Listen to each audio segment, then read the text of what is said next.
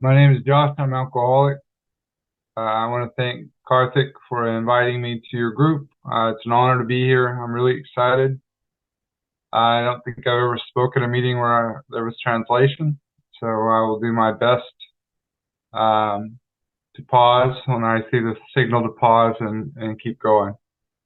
Um, I was asked to what topic I'd like to talk about with you guys, and something that's always interested me is a part in our book in the fourth step where it says that when the spiritual malady is overcome, we straighten out mentally and physically.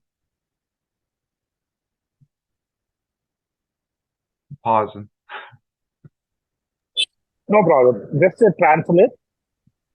You can go much more than that if you wish to. Okay, Okay. thank you. నమస్కారం మిత్రులారా. ఆయన పేరు Josh అండి. ఆయనకి ధన్యవాదాలు చెప్తున్నారా ఆయన meeting పిలిచినందుకు.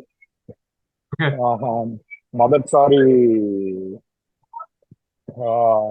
మొదటిసారి ఏంటంటే ఆయన ఒక ట్రాన్స్లేషన్ మీటింగ్ లో ఉన్నారు. సో ఆయనకి అదే కొంచెం కొత్తగా ఉంది, ప్రయత్నిస్తాను అంటారు. మామూలుగా మన గ్రూప్ ఏం చేస్తుందంటే టాపిక్ వాళ్ళనే ఎంచుకోమంటారు. అప్పుడు ఆయన 4వ సోపానంలో మన బిగ్ బుక్ లో ఉన్నది ఒక వాక్యం గుర్తొచ్చింది. ఏంటంటే ఆధ్యాత్మికంగా మెరుగుపడితే శారీరకంగాని మానసికంగా కూడా మెరుగుపడతా అన్నది. Please go head job. Thank you. So when I think about the process in our step work in the big book, Bill spends almost a third of our book on step one. I would say from the doctor's opinion to the first page of chapter 4. I'm going to try to use specific things rather than page numbers. I'm not sure if your book translates the same as it is in English, but I think of the first step in the doctor's opinion where he talks about he says men and women drink essentially because they like the effect produced by alcohol. So I drink for how it makes me feel. They say, it's elusive, which means I'm chasing it. And while they admit it's injurious, it causes me a lot of pain and problems. It says after a time, he can't differentiate the true from the false. To him, his alcoholic life seems the only normal one. And it's amazing to me how after a period of time where the lifestyle just becomes a reality, and I start doing things that would have appalled me 5, 10, 20 years before, that it's just become normal for me. It's normal to go to jail every once in a while. It's normal to get the utilities shut off, to be at the church trying to get, food and stuff for the kids and stuff. That's not really where I was trying to go with my life. I wanted to do good with my life. And then he describes us sober in that same paragraph. He says that we become restless, irritable, and discontented unless we can again experience a sense of ease and comfort which comes at once by taking a few drinks. So when I'm abstinent or sober in between drinks, that I become restless. I'm unable to rest or relax. My mind won't stop. I can't go to sleep. I don't know how to sleep when I get sober. That I'm irritable. I'm easily annoyed or made angry. I'm very edgy. I yell at people. I just kind of, I'm discontented, which means I'm dissatisfied with my circumstances in my life. I don't know anybody that comes to AA that is not dissatisfied with the circumstances of their life. I didn't come in on a winning streak. It had been rough for a long time. I think of, towards the end of the doctor's opinion, where he goes through like the 5 personality traits, the manic depressant, the psychopath, the guy that's normal, which I don't know who that's talking about. But at the very bottom of that page, he says, all these and many others have one symptom in common. They cannot start drinking without developing the phenomenon of craving. That's half the diagnosis here is what happens when I take a drink of alcohol. I take a drink, then I take another drink. I take a drink and then I get thirsty. You want to catch that up, Karthik? Sure, wonderful. Thank you. So ఈయన ఏమంటారంటే నార్మల్గా bill రాసినప్పుడు big book సుమారుగా 3 వంతులు వేస్తే దాంట్లో ఒకటో వంతు మొదటి సోపానం మీద రాసేది. 4వ చాప్టర్ దాకా మొదటి సోపానం మీద ఉంటుంది. ముఖ్యంగా డాక్టర్ గారి అభిప్రాయంలో ఏమంటుందంటే మొదట్లో అందరం కూడా మనం ఆల్కహాల్ మందు తాగితే దాంతో వచ్చే ఆ ఫీలింగ్ ఏంటో అనుభూతి అది ఆనందించి తాగేయాలి. కొన్ని రోజులకి ఏమైందంటే ఏ జీవితాన్ని అయితే మనం ఒకప్పుడు అసహించుకుని ఉండేవాళ్ళం ఆ జీవితమే మామూలు జీవితం అవుతాం. అంటే పోలీసు వాళ్ళు పట్టుకోరు, బిల్లు కట్టకపోతే కరెంటు తీసేయటం, జైలుకి వెళ్ళటం, చర్చికి వెళ్ళి ఫ్యామిలీ కోసం అక్కడ ఖర్చు దానం ఇస్తుంటే తిండి అవి తీసుకోవటం, ఇలాంటివన్నీ మామూలు అయిపోయినాయి. ఇదే ఈయన 15 ఏళ్ళ ముందు వెళ్ళి ఇలా ఉంటాను అని చూసుకుంటూ నటించుకుని ఉండేవాడు. అయితే ఒక తాగుబోతు జీవితం మామూలు జీవితం అవుతుంది, అలవాటు పడిపోయింది. దాని తర్వాత పేజీల్లో ఒక 5 రకాలు తత్వాల గురించి రాస్తాడు. అదే సిల్కర్ సార్ మీ వాయిస్ కొంత స్లో వస్తుంది సార్, అలాగే వస్తుంది. కొద్దిగా సౌండ్ పెంచండి సార్.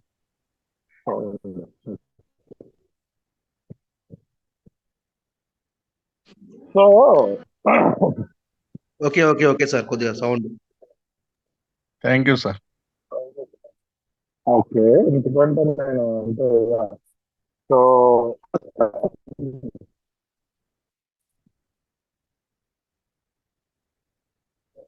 ఏంటంటే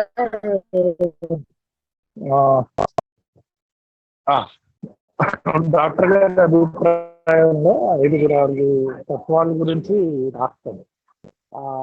దాంట్లో మొదటిది సైకోపాతి, మూడవడేమో ఇంకా నార్మల్ గానే ఉంటాడు ఎన్ని విషయాల్లోనూ, అయితే తాగుడు తాగితేనే కొంచెం తేడాగా ఉంటాడని. ఎవడో కూడా నాకు అది తెలియదు అని నేను అంటాడు.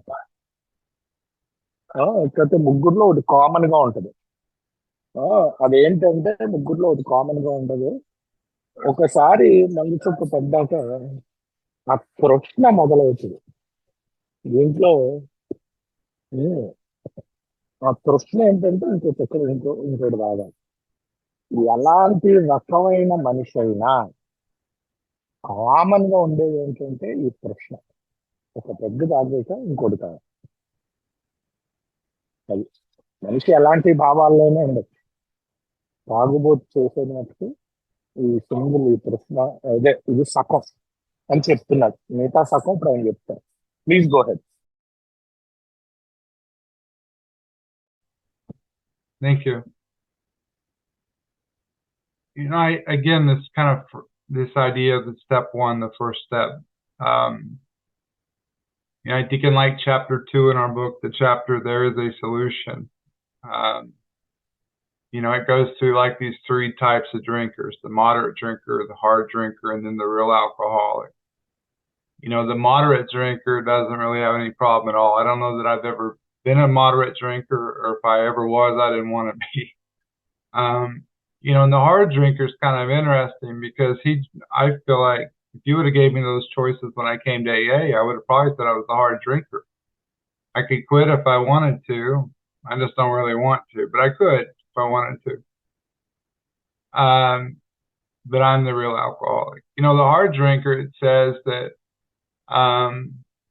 if it's sufficient reason, ill health, falling in love, change of the environment comes into his life, he can stop or moderate on his own willpower, his own strength. I don't have that inside of me. I thought I might, but I really don't. And then the real alcoholic, he may or may not become a continuous hard drinker. So it's not how often I drink that makes me an alcoholic. It's what happens when I have one drink that makes me an alcoholic.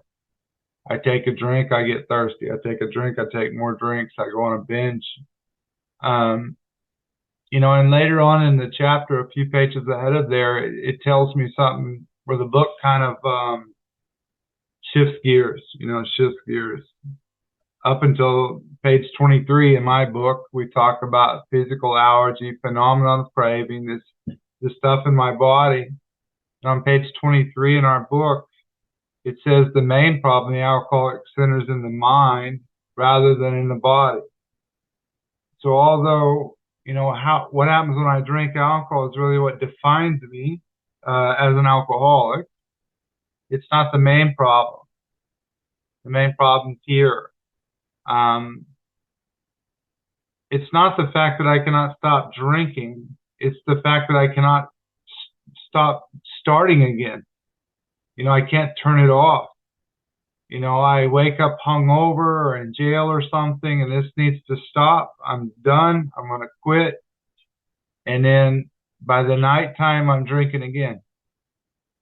And I did not really understand that the main problem is in the mind, not the body. The man that 12-stepped me into AA asked me if I could quit drinking. And I said, I quit all the time. I quit 3 times last week. I just quit 2 days ago. And he said, we can both agree your problem isn't quitting drinking. And I said, how can you say that? Of course that's my problem. He said, no, you sound like a really good quitter. Your problem isn't quitting. Your problem is you can't quit starting again. And that was like the most profound thing I'd ever heard in my life. It was true. I quit all the time. I can't quit going back to it every time. Everybody in my life's telling me I should quit drinking. I'd have a good life. I'd be a good man if I could quit drinking. And the thing they don't understand is when I quit drinking, I go crazy in my mind. I can't handle anything. It's like a panic attack. It's like I can't catch my breath. Abstinence and sobriety is painful for me. I'm not well in my mind. When I first come to AA, I got the sponsor. He's very big on going to meetings all the time. Step work, yeah, but really the meetings more than anything. And I got to a place at 10 months of sobriety where I went out to my shed and I hung myself on a rope. And this idea, if I just quit drinking, I would be okay. That isn't my story. I am far from okay just not drinking. I am not well at all in my mind, abstinent and unrecovered in the spirit. Just me on my own, I will take my life. I can't handle life with just this, It's too hard. You want to catch up again, Karthik? Yeah, sure. Thank you. So, ఇందాక కూడా ఇంకోటి చెప్పారు ఏంటంటే తాగుబోతూ మంద ఆపేస్తే కనుక ఆయన చాలా అసంతృప్తిగా చివాగ్గా అందరి మీద అరుస్తుంది అసంతృప్తి ఎవరుంటారు చెప్పండి ఏవైతే వచ్చినా తృప్తిగా వచ్చినాయి అందరూ అసంతృప్తి అయితే ఏవైతే వచ్చేస్తారు మెలకలు లేకుండా ఒకసారి కూర్చోలేరు పడుకోలేరు నిద్రపోలేరు రకరకాల ఆలోచనలు నడుస్తూ ఉంటాయి ఈ అన్నాదితో వస్తారు తాగుడు ఆపేసేకి ఇవన్నీ ఉంటాయి తాగితేనేమో ఓ చుక్కతో ఆపలేదు ప్రశ్న మొదలైంది ఆపితేనేమో ఆపి ఉండలేదు సో ఈయన్ని 12 స్టెప్ చేసిన ఆయన అంటే అక్కడ 12 స్టెప్ అంటే మామూలుగా తాగుడితోటి బాధపడుతున్న వాళ్ళ దగ్గరికి వెళ్ళి మాట్లాడతారు తాగుడు ఆపినారు ఆయన ఒకటే అడిగేది అంటారు బాబు మరి నువ్వు ఆపగలుగుతావా నేనెందుకు ఆపలేను పోయిన వారం 3 రోజులు ఆపాను ఈ వారం 2 రోజులు ఆపాను ఈ రోజు తాగాను మళ్ళీ ఆహా. అయితే ఏదైతే ఆపటం నీ ప్రాబ్లం కాదు అన్నాను. అదేంటి అలా అంటావేంటి? ఆపటం నాకు రాలేదు అంటే కాదు, మళ్ళీ మొదలు పెట్టకుండా ఉండటం నీకు రాలేదు. ఆపటం ఆపుతావు, మళ్ళీ మొదలు పెడతావు, అదే నీ ప్రాబ్లం. ఆ, అది ఆ వాక్యం నాకు చాలా కరెక్ట్ గా గుర్తుకుందండి. లోపల నా ప్రాబ్లం ఏంటో నాకు అట్లా అర్థమైంది. చాలా క్లియర్ గా రాస్తాడు. ఏంటంటే తాగుబోతు యొక్క ప్రాబ్లం బాడీలో, అదే కృష్ణ బాడీలో కాకపోతే మళ్ళీ తాగటం అన్నది చేపిస్తుంది మైండ్ లో ఉంటుంది. నా ప్రాబ్లం అంతా నా బుర్రలో ఉంది, నా బాడీ కంటే మళ్ళీ తాగేలా చేస్తుంది. సో 8 నెలలు, దాని తర్వాత 8 నెలలు సొబ్రైటీ తర్వాత 8 నెలలు సొబ్రైటీ తర్వాత నా షెడ్లోకి వెళ్ళి ఊరేసుకోపోయాను. ఊరేసుకున్నా. ఎందుకంటే మందు అట్లీస్ట్ నా జీవితాన్ని నేను ఎక్కడితో సమర్పిస్తే నా బుర్రతో నేను పడాల్సిన విషయం అని అన్నారు. Please go head. Thank you. So just a few more things about the first step. Again, I believe everybody deserves a first step experience with the book in our process. Again, Bill spends almost a third of our book on step one. On 23, where it shifts gears, I believe on the next page, on page 24 in my book, it says something very profound to me, that I've lost the power of choice when it comes to drink. So not only I have physical allergy, I take a drink, I take another drink, and not only do I have a mind that takes me back to the drink every time, I don't have any mental defense against this thing that's wrong with me. I've lost the power of choice. There's no decision to be made whether I'm going to drink or not. I drink again every time, 100%, every time, my entire life. I always go back to it. It's really weird I haven't drank in as long as I have. And this idea that I've lost the power of choice, my thought was, did I ever have choice to start with? I don't know if I ever did. As a kid, when I would drink all I could, when I got a chance to do it. The first step kind of culminates, I believe, on the first page of chapter 4, Be Agnostic, where it says, if when you honestly want to, you find you cannot quit entirely, or if when drinking you have little control of the amount you take, you're probably an alcoholic. And it says, if that be the case, you may be suffering from an illness which only a spiritual experience will conquer. In chapter 4, the whole thing is dedicated to step 2. And really, to me, just this beginning of, or this idea of a beginning on the path with spirit. My sponsor gave me an assignment. In my book, it's on page 47, where it says, there's a sentence that says, do not let any prejudice you may have against spiritual terms deter you from honestly asking yourself what they mean to you. And my sponsor said, we're going to do that. I said, do what? What it says. Well, what did it say? And my assignment was to prayerfully make a list of spiritual terms. And once I had made this list, to write out what these terms meant to me. Not their definition, but what they mean to me. And I had your basic stuff, Bible, Christmas, Easter, Hanukkah, Allah, Buddha, whatever, spiritual terms, prayer, love. And I wrote out what they meant to me. And I called him back. I got the assignment done. I'm done. Do you want me to read it? He said, no. I said, why? He said, this assignment is for you. It's not for me. And then he said something that changed my life. He said, we can both agree 100% without a shadow of a doubt, everything you've ever thought about God or Jesus or spirit or anything in these religious ideas in your entire life up to this very second are an old idea. And he said, what we're looking for here is a new experience with the spirit that's going to change your life. He said, if anything you already knew was working for you, you wouldn't be talking to me. And when he told me that, he knocked down every wall I had up, because that was true. It's still true today. The second I learn something, it's an old idea. I mean, it's always an old idea, right? But it really gave me a beginning to and a starting point. The next sentence in the book says, just quoting here, but it says, at the start, this is all we needed to commence spiritual growth, to affect our first conscious relation with God as we understood Him. You know, in the next paragraph there says something very important too. It says we need to ask ourselves but one short question. Does a man believe, or is he even willing to believe, there's a power greater than himself? As soon as a man can say that he does believe or is willing to believe, we emphatically assure him he's on his way.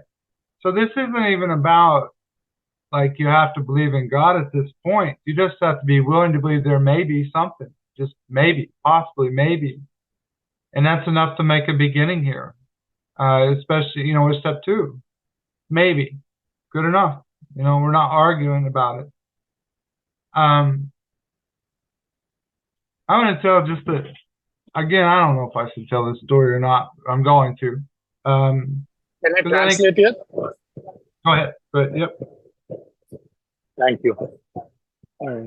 Yeah, ఇందాక ఏమన్నారంటే ఇందులో మొదటి సోపాన గురించి ఎంతో మాట్లాడిన విషయం అంటే వీళ్ళు 3 వంతులు చేస్తే దాంట్లో ఒకటో వంతు మొదటి సోపానానికి ఇచ్చాడు. ప్రతి వ్యక్తికి కూడా ఈ మొదటి సోపానం చాలా క్లియర్ గా అర్థం కావాలి.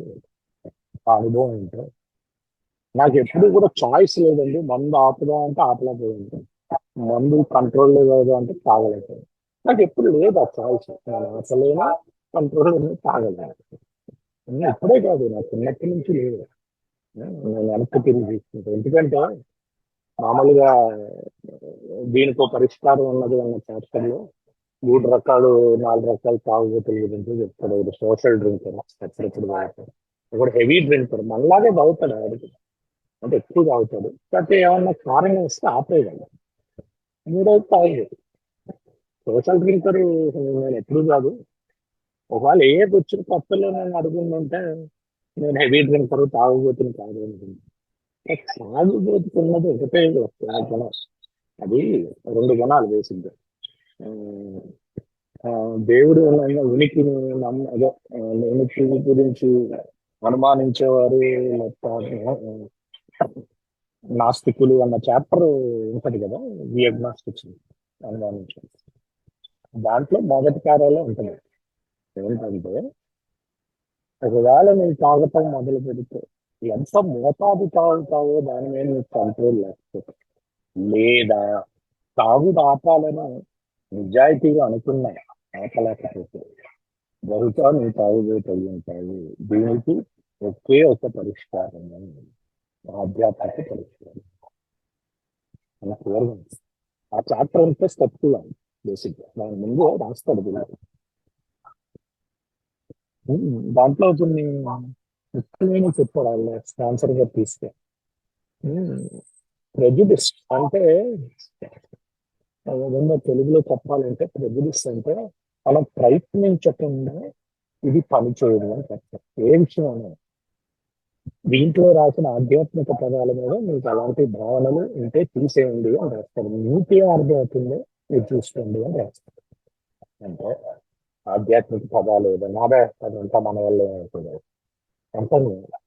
సో ఇది స్పాన్సర్ ఏం చేశాడంటే, రాయి ఈ ఇంట్లో మీకు అసలు అన్ని తెలుసున్న ఆధ్యాత్మిక పదాలు అన్నీ రాయి, దాని అర్థం ఉంటుంది. నేను రాసే ప్రేమ, గాలి, ఏదో ప్రేమ, క్షమించటం, దేవుడు, రకరకాలు అన్ని రాసి దానికి అర్థాలు నేను అర్థం చేస్తుంటాను. ఫోన్ చేసేది స్పాన్సర్ రాసే నేను కాదు, నేను ఎలానో అది నీకోసం, నువ్వు నిన్న అర్థం చేసుకోమన్నారు, నీ అర్థం అలా వెళ్ళే కొద్దీ మార్పు ఉంటుంది. ఇంకో ముఖ్యమైన విషయం ఏంటంటే, ఇంట్లో చిన్న ప్రశ్న ఉంటుంది ఈ చాప్టర్. దేవుడిని నమ్ముతున్నాను లేకపోతే నమ్మడానికి సిద్ధంగా ఉన్నాను అంటే చాలు, 2వ సోపానం మొదలు పెట్టేసినప్పుడు 2వ సోపానం.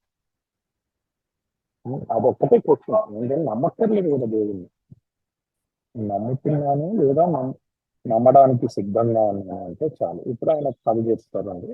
Please go head.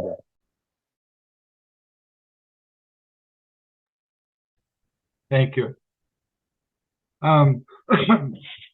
I'm going to tell a quick story here, and then I'll move on to the third step. But it may be pertinent here, and I hope this is okay to say this.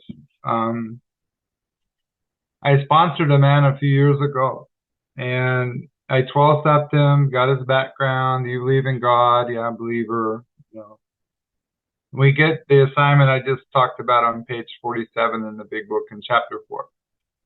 And he says, Josh, there's something I haven't told you yet. I said, okay. What is it? He said, I was born a Hindu. I'm going to die a Hindu.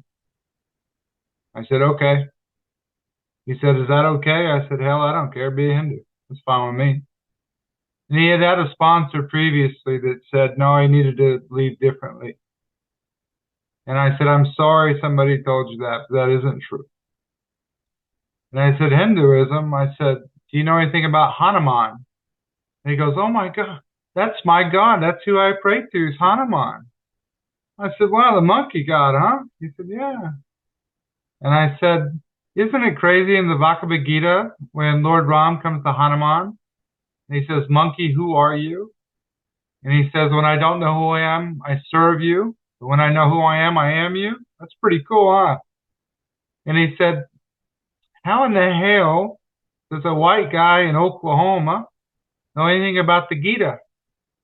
I said, yeah, I don't know. I just read the books every once in a while. But I don't know if hopefully I didn't disrespect or chop that all up. Hopefully that was okay. But I'm going to tell you that guy, though, he dropped out of school at 7 years old, no more school. He's from South America. And when we got into writing the 4th step, he was almost illiterate. Like he couldn't read and write hardly at all. And he was very afraid. Josh, I don't know how to write very good. I don't know very many words. I said, it's okay. You better tap into that monkey power, man. You better pray. Pray that Hanuman will carry you through this. And that man wrote an inventory out. And he fist-stepped that inventory. I think he's been sober for almost 4 years now. He was 60 years old. And so I don't know if that's pertinent here or not. I like telling that story anyway. I like remembering my friend. So this idea of just the beginning and the starting point with our 2nd step. And I want to, just for time reasons, I would like to talk a little bit about the 3rd step in our process. You know, a lot of groups read how it works. You know, at the end of how it works, it's got the ABCs. And then it says, any life run on self-will can hardly be a success. And my sponsor said, how's self-will done for you the last year, 5 years, 10 years, 20 years? And before AA, it was like straight down.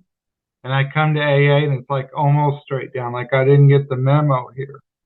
There was a lot more here than I knew about. And when I got to the 3rd step, I realized I was in a lot more trouble than I thought I was. Karthik, you want to catch that up, and then I want to get into this a little more. So ఆయనకి ఒక 2-3 ఏళ్ల క్రితం ఒక sponsor వచ్చాడు.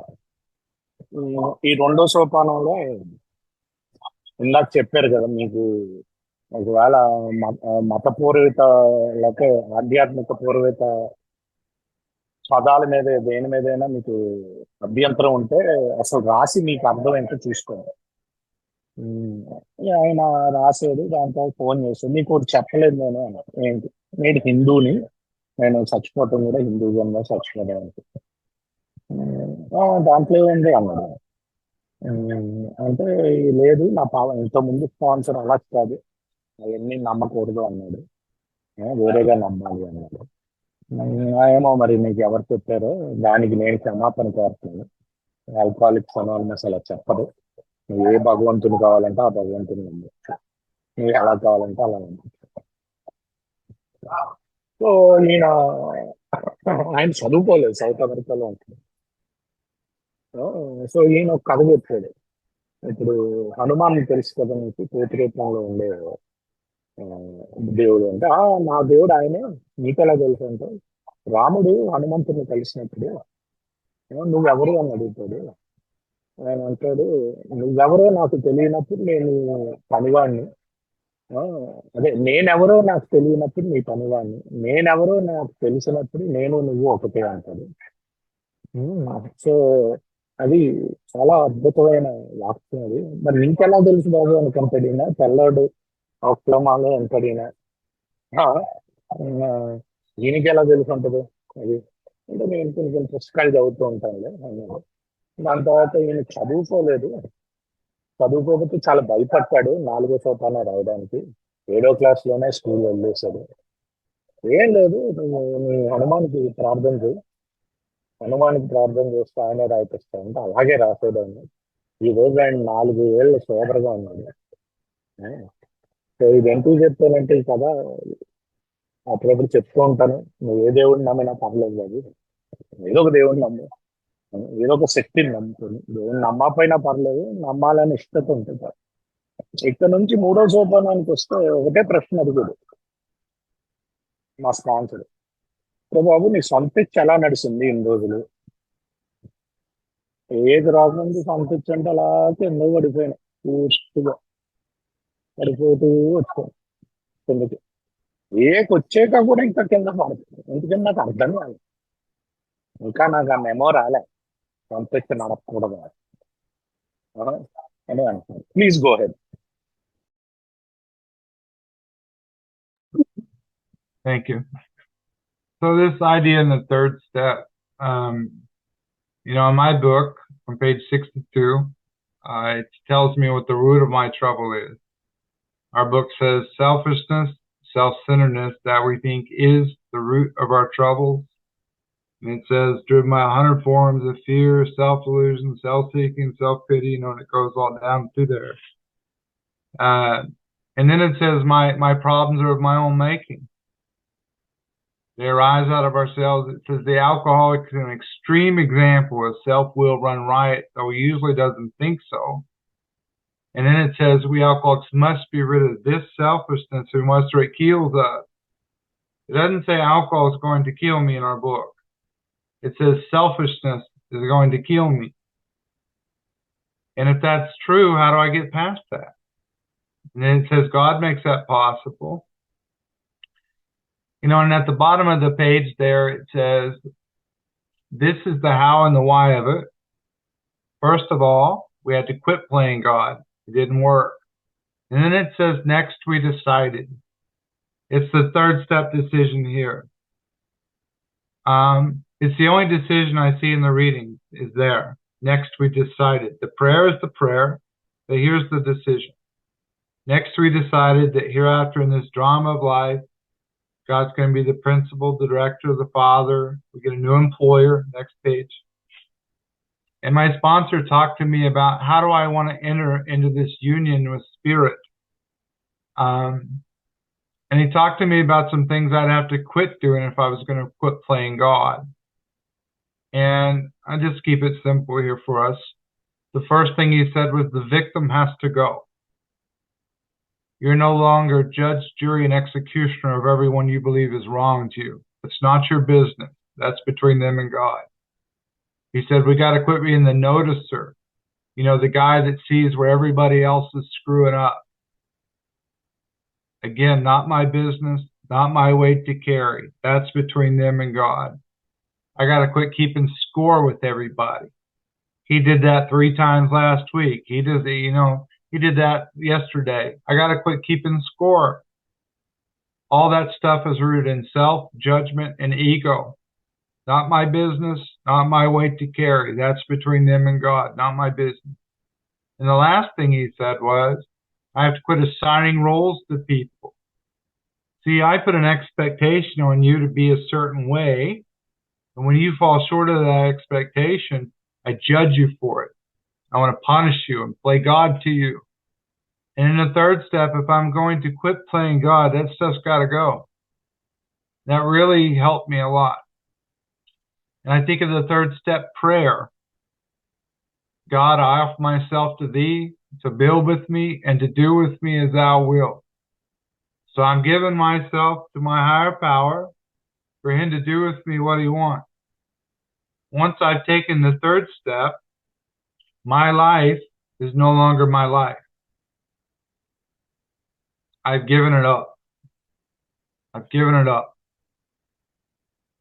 It says, God, off myself to thee to build with me and do with me as thou wilt. Relieve me of the bondage of self. Self. Why would we ask for that if it wasn't possible? It is possible. Relieve me of the bondage of self, I may better do thy will. Take away my difficulties, not for my benefit. Take away my difficulties, that victory over them may bear witness to those I'd help with thy power, thy love, thy way of life, I do thy will always. He takes my difficulties away from me so I can come bear witness to you of what he has done. He gets the credit for that. Something kind of interesting to me, there's not an amen at the end of the third step prayer. It's open-ended.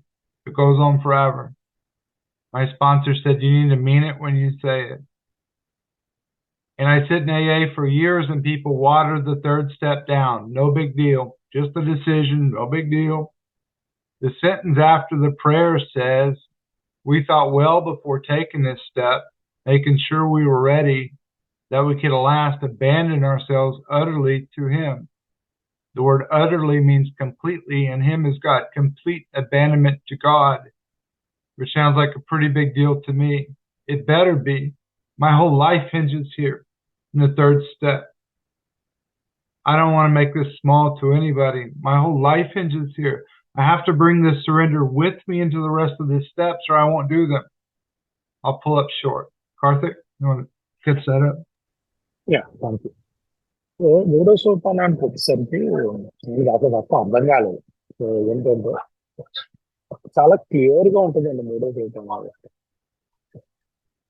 మన జీవితం ఎలా ఉంటుంది, మన ఇచ్చిన నడిపినప్పుడు తప్పలా ఉంటుంది. ఇది నిర్ణయం అన్నట్టు చాలా మంది దీన్ని తక్కువ అంచనా వేస్తారు. అయితే మొత్తం పూర్తిగా చెప్పారు.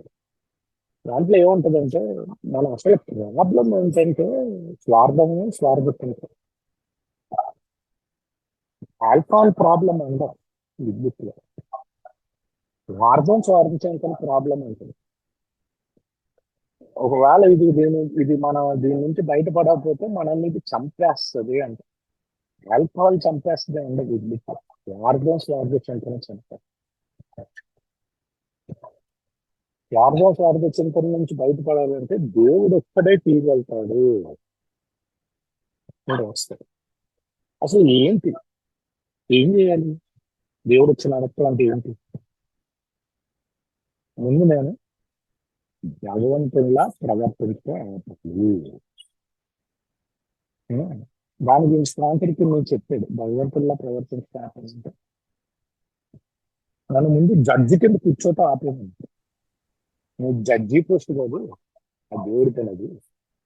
ఆడు ఇలాంటివాడు, వీడు ఇలాంటివాడు, ఆడది వీడిది, వాడు చూసేవాడు అలా చేశాడు. ఇంకోటి ఏం చెప్తాడంటే అయ్యో నాకు ఇలా అయింది అని ఆలోచిస్తూ ఆపుతున్నాడు. ఎందుకంటే నీ జీవితాన్ని ఇచ్చనే దేవుడికి ఇస్తున్నావు. ఇంకా నువ్వు అయ్యో ఇలా అయింది అంటే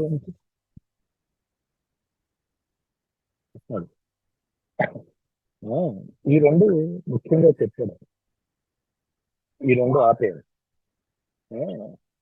సో దాంట్లో దాంట్లో ఇక్కడ నుంచి 4 రకాల పోస్టులు వస్తాడు దేవుడికి. ఒకటి ప్రిన్సిపల్ అంటే స్కూల్లో ప్రిన్సిపల్ కాదండి. మామూలుగా ఏమన్నా పని అప్పుకొచ్చినప్పుడు ప్రిన్సిపల్ ఏజెంట్ అంటారు. ప్రిన్సిపల్ అంటే డబ్బులు ఇచ్చి పని అప్పుకొచ్చినప్పుడు ఆయన ప్రకారం చెయ్యాలి.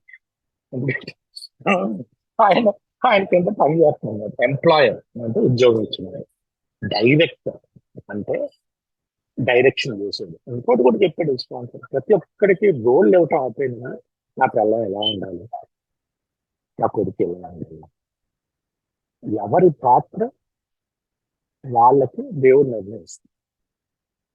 నా స్నేహితులు ఎలా ఉండాలి, ఒకవేళ అలా లేదనుకో వాళ్ళ మీద పాపం తెచ్చుకోవాలి. పాత్రలు ఇచ్చే పని ఇది కాదు, దర్శించింది. ఆయన ఏం పాత్ర ఇస్తే ఆ పాత్ర ఇస్తాడు. నీ పని అది కాదు. సో ఇలా చెప్పాక దాని తర్వాత ప్రార్థన మొదలవుతుంది. ఉంటుంది ప్రార్థన ఏంటి, నాలో ఉన్న కష్టాలను తీసేది. ఎందుకు తీసేయి, నేనేదో సంతోషంగా పైకి కిందకి ఎగురుతానంటాడు. ఎందుకంటే పక్కన వాళ్ళకి ఉపయోగం. నేను ఒక సాక్షిగా నిలబడ్డాను దేవుడి యొక్క శక్తి, ప్రేమ, మార్గం చూపించాను. అంటే నేను మారేనని చెప్తాను కదా, దేవుడి యొక్క శక్తిని చూపించాను నిదర్శనంగా. చాలా మంది ఇందాక చెప్పాను కదా, మూడో సోపానైనా నీరు గరుస్తారు అని. మొత్తం ప్రోగ్రామ్ ఉన్నది అంత బాగా. నేను దేవుడికి పని వాళ్ళ ఉన్నానా లేదు. ఎందుకంటే ప్రార్థన తర్వాత ఒక వాక్యం ఉంటుంది. ఈ ప్రార్థన చేసే ముందు చాలా జాగ్రత్తగా ఆలోచించి చెయ్యండి. పూర్తిగా అంటే అబాండన్ అంటాడు ఇంగ్లీష్. అంటే నేను వదిలేసుకోవటం పూర్తిగా. ఎన్ని వ్యవహారాల్లో మీరు దేవుడికి వదిలేసుకోగలుగుతారు అన్నది ఆయన పని చేస్తుంది. సో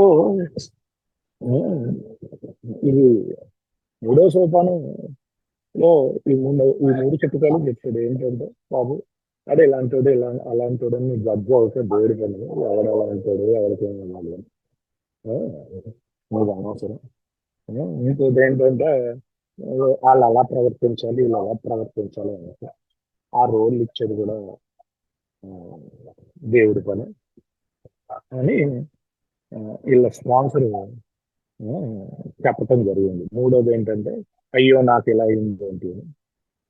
దేవుడికి ఇచ్చాక అయ్యో అనకూడదు, నమ్మకం ఉండాలి అన్నట్టు చెప్పాను. Please go head. Thank you. So this idea of bringing the third step surrender with me into the inventory process in the fourth step. And I was meditating as we were going on. I'm going to really try to keep this very simple. In the fourth step, the first assignment, it says we listed people, institutions, or principles with whom we were angry. And my sponsor said that's very simple. If I've ever been mad at you once in my entire life, you go on this list. I said, really? It's not what I heard. And I kind of pushed back and forth. And he said, let me read it a little slower for you.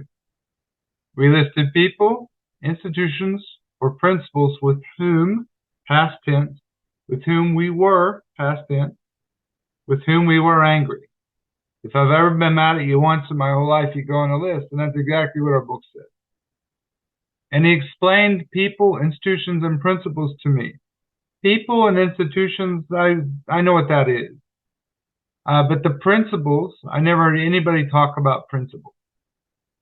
He looked at them as values, belief systems, and the things we think about ourselves. Belief systems. You know, I hate that country, that religion, that race, that political party, that sports team, that state, anything like that. Belief systems.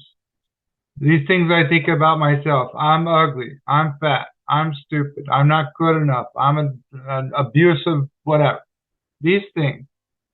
I never heard anybody talk about bringing those things into the four-step process in the inventory underneath the principles part. You know, and the next sentence in our book says we asked ourselves why we were angry. The cause, second column, the cause. And the prayer work with that stuff. You know, I kind of knew where I was mad at the people and the institutions, but the principles was kind of funny. I'm resentful, I'm stupid because I thought, hell, I don't know, drugs. But I prayed, you know, what was the genesis of that belief system? Where did it begin? Where did it start? And I prayed and a memory came from first grade and the teacher corrected me in class and all the kids laughed at me. And that's kind of silly. But as a grown man, you know, if I think you think I'm stupid, I get mad, right? I get angry because the thing in first grade's never been dealt with in my heart. You know, the third column stuff, you know, what was threatened here? In our book, they've got ambition, security, self-esteem, pride, personal relationship, sexual relationship, and pocketbook. 7 areas of self in the third column. And I saw every time I'd ever been angry, at least one of these things were threatening me first. Anger was a secondary emotion. I had fear first, and then I get mad. Outwardly, I get mad. And what I saw from that, I'll make one quick point and I'll let it get translated. But what I saw, if I'm spiritually fit, you can't hurt me. If I'm not spiritually fit, I will kill you. Neither one of those things have anything to do with you. It's never been between me and you. I think it is. It's not. Again, if I'm spiritually fit, you can't hurt me. If I'm not spiritually fit, I'll hurt you. But neither one of those things have anything to do with the circumstance or the people or the situation. It's all in here. All of it is here. That was a revelation for me. You know, AA in 3 words or less. It ain't them. I thought it was them my whole life. Let me tell you what they did to me. It has never been them. It's always been here. It's always been here.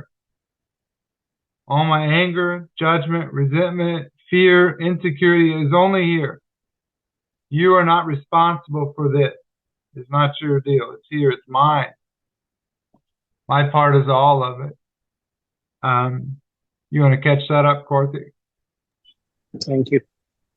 So 4వ సోపానానికి వచ్చేసరికి ఏంటంటే పేరు ఎవరి మీద అయితే జీవితంలో కోపం ఉందో, ఎవరి మీదైనా ఒక్కసారి కోపం వస్తుందో, పేర్లు, సంస్థలు, సూత్రాలు.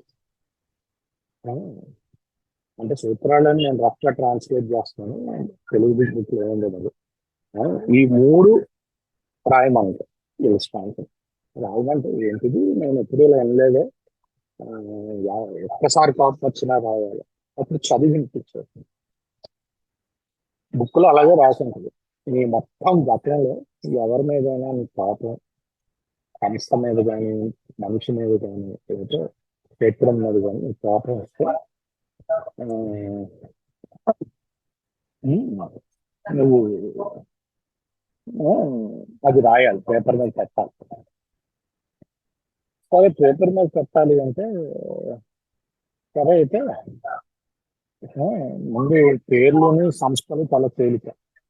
పేర్లు ఎవరెవరి మీద, సంస్థలు అంటే గవర్నమెంట్ అవ్వచ్చు ఏదైనా. సూత్రాలు ఏంటి, లేకపోతే ప్రిన్సిపల్స్, సూత్రం అని కూడా చెప్పలేము కానీ ప్రిన్సిపల్స్ ఏంటి అంటే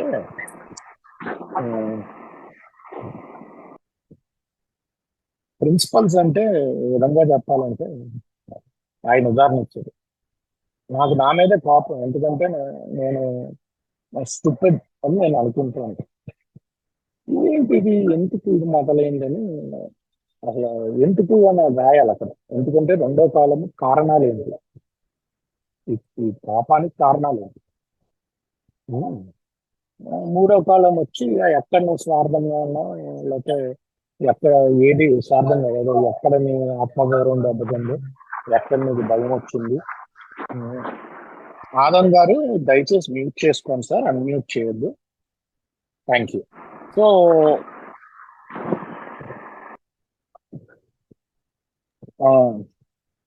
సో ఏంటంటే ఆయన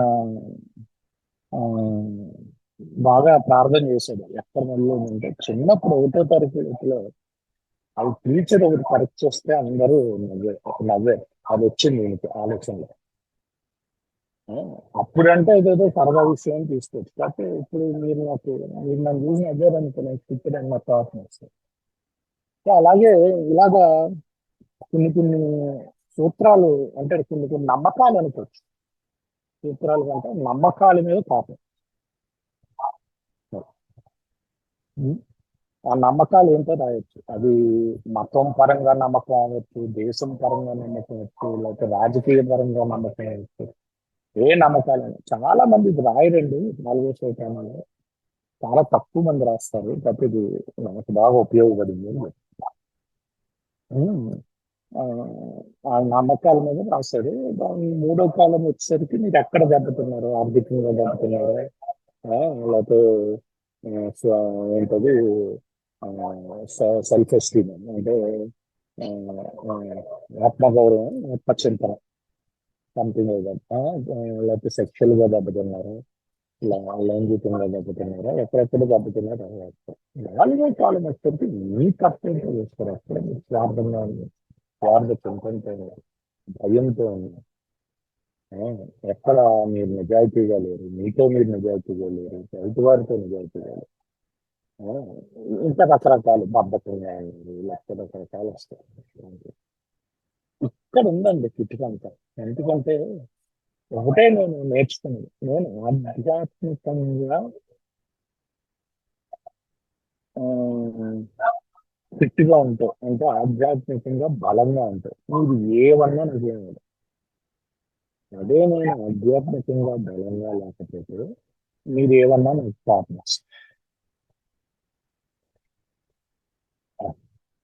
సో దీన్ని బట్టి అర్థమైంది ఏంటంటే బయటతో సంబంధం లేదు, అంతా లోపడే. బయటతో ఎటువంటి సంబంధం లేదు, అంతా లోపడే. నా బుర్రలో జరుగుతూ ఉంటుంది ఇది. ఎందుకంటే అదే మనిషి అదే సంఘటన నేను ఆధ్యాత్మికంగా బలంగా ఉన్నప్పుడు జరిగితే నాకు ఎలాంటిది అనిపిస్తుంది. అదే ఆధ్యాత్మికంగా కొంచెం వీక్ గా ఉంటే డెఫినెట్ గా బాగా కోపం ఇవన్నీ వస్తాయి. అది చెప్తున్నాను. Please go head sir. Thank you. I'll just go a little bit further here. But I want to finish talking about the inventory process because I think it's very important. My first sponsor and in AA, I hear this a lot. People talk about the fourth column, my part. What's my part in this resentment or this anger, or what's my role in this situation? And my issue I have with that today is it is not in our book. It's not. I can quote the old thing. It's not there. There is no fourth column. There is no my part. What the book actually asks us to do at the end of the resentment inventory, there's a paragraph before you get into fear, where it says, concerning this anger or this judgment, where had I been? Selfish, dishonest, self-seeking, and frightened. And then down a few sentences, and then it says, where was I to blame? We got this all down on paper and looked at it. It even tells us when to write. And so my part, compared to where had I been selfish, dishonest, self-seeking, frightened, where was I to blame? My part's pretty weak. And I could never really take ownership over how I feel and how I think with this idea that I have a part and you have a part. How could I ever take ownership over something I don't have access to? And I have to be able to take ownership over how I feel and how I think to get to a place of forgiveness in my heart where I can cancel the debt with whoever it is. Nobody owes me an apology, an amends, an explanation. They don't owe me anything. I forgive them 100%, no more. And most people, it's not a big deal, right? But, what if you've been hurt or abused or molested or raped or some horrific thing? How do you forgive people like that? Or maybe somebody in your family that would happen. How do you forgive those folks? How do you forgive them? Let them off the hook? This is not about moral judgment. It's not about good, bad, right, and wrong. This is about spirit. This is about love. And I have to take ownership. So concerning this thing I'm mad about, where was I selfish? Where was I dishonest? Where was I self-seeking? Where was I frightened? Where was I to blame? And some of that stuff was difficult. The prayer work on those things was difficult because some of it I couldn't see. But the Spirit, through prayer and intuition, it showed me something different.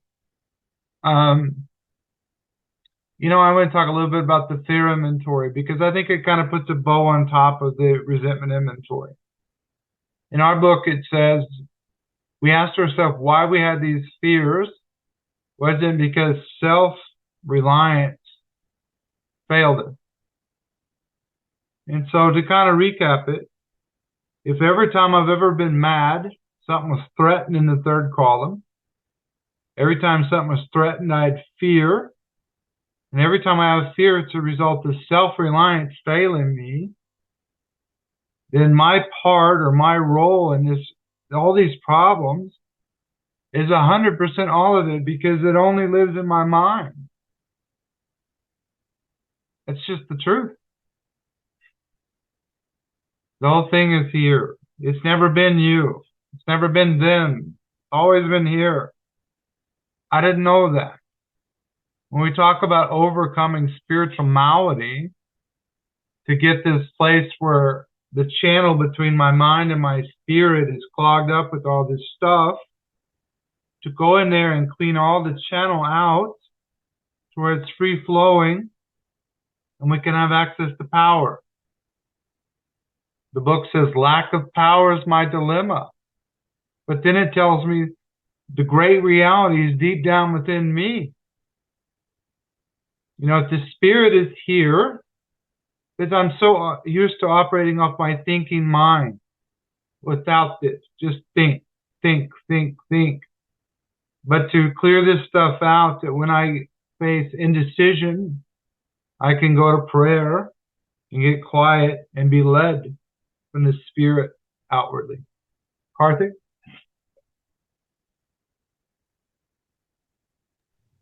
So అది 4వ సూత్రంలో కాలం ఎక్కడ రాసి ఉండదు బుక్లో. అయితే ఏంటంటే లాస్ట్లో అడుగుతాడు, నువ్వెక్కడ స్వార్థ చింతనతో, స్వయం లాభాపేక్షతో కానీ, భయంతో కానీ, నిజాయితీ లేకుండా కానీ ఉన్నావు.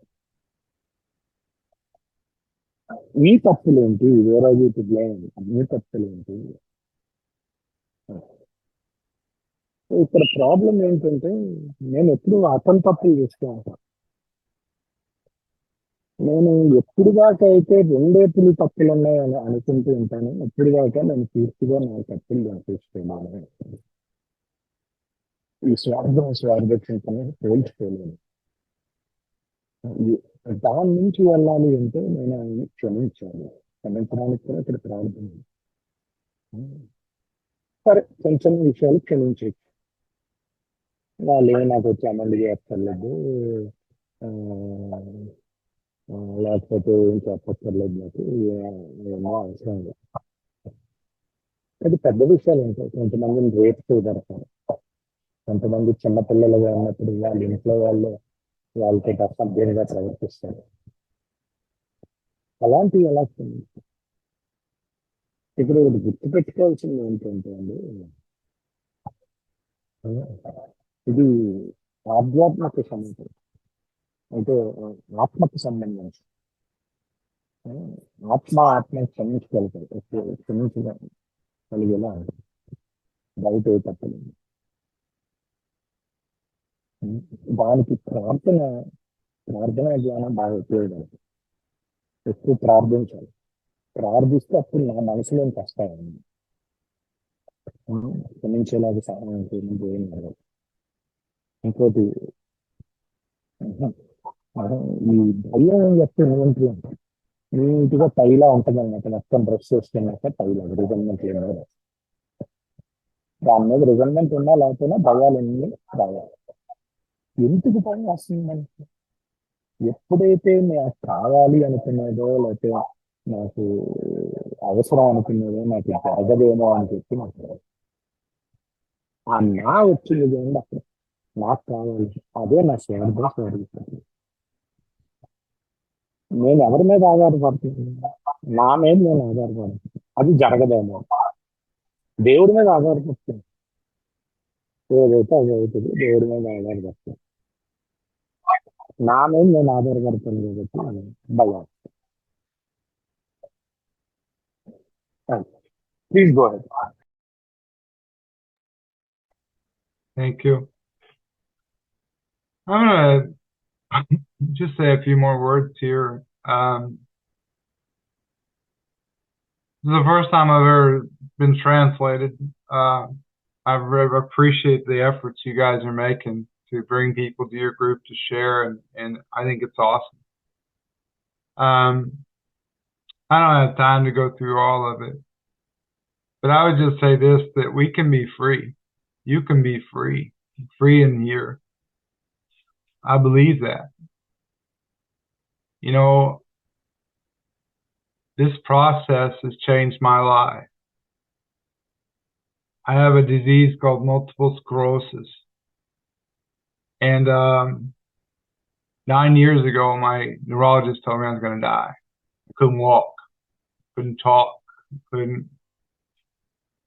And a man took me through the steps, and it changed my life. Not only did I live, I've not used a cane to walk in over 8 years. I haven't used a cane to walk. I believe when the spiritual malady is overcome, we can straighten out mentally and physically, that we can be free. It doesn't have to be a struggle in sobriety. I suffered for years sober in AA needlessly. I just didn't know what I didn't know. And I really appreciate you guys inviting me to come share with your group. I love you, and I appreciate you. And thank you very much. I think that's it, Karthik. Thank you. Thank you. So నాకు ఇంకా చెప్పాల్సింది చాలా ఉందండి, నాకు time లేదు. నేను ఎప్పుడు translate చేయగలలేదు, అందుకనే టైం సరిగ్గా ఇలా చేసుకోలేదు. అయితే ఒకటైతే చెప్తాను, ఎప్పుడైతే ఈ ఆధ్యాత్మిక రుగ్మత నయమవుతుందో శారీరకంగాను మానసికంగాను అవుతుందో, నేను చాలా ఏళ్ళు సఫర్ అయ్యాను, నాకు ఇవన్నీ తెలియక ఏలో ఉంటుంది. ఎందుకంటే నాకు ఒక వ్యాధి మల్టిపుల్ స్క్లెరోసిస్ అని ఒక వ్యాధి ఉంది. 9 ఏళ్ళ క్రితం అది డయాగ్నోస్ చేశారు. నేను చచ్చిపోతానని చెప్పారు నాకు. అసలు నడవలేము ఆ వ్యాధి అంటే. నేను 8 ఏళ్ళ నుంచి వాకింగ్ స్టిక్ వాడట్లేదండి. 9 ఏళ్ళ ముందు చెప్పారు నేను చచ్చిపోతానని, ఇంకా బతికే ఉంది. ఎందుకంటే అదంతా నేను స్పిరిట్కి వదిలేస్తాను, నా దేవుడికి వదిలేస్తాను. ఆయన పని వరకు చేసుకుంటాను, వస్తాను. సో ఇది అది నా జీవితంలో నిజమైంది. అది అందుకనే మీకు పంచడానికి వచ్చాను. ఇంకా మాట్లాడాల్సిందన్న సమయం అయిపోయిందని నేను తిరుపతి ముగిస్తున్నాను. ధన్యవాదాలు చెప్పి నేను ముగిస్తాను.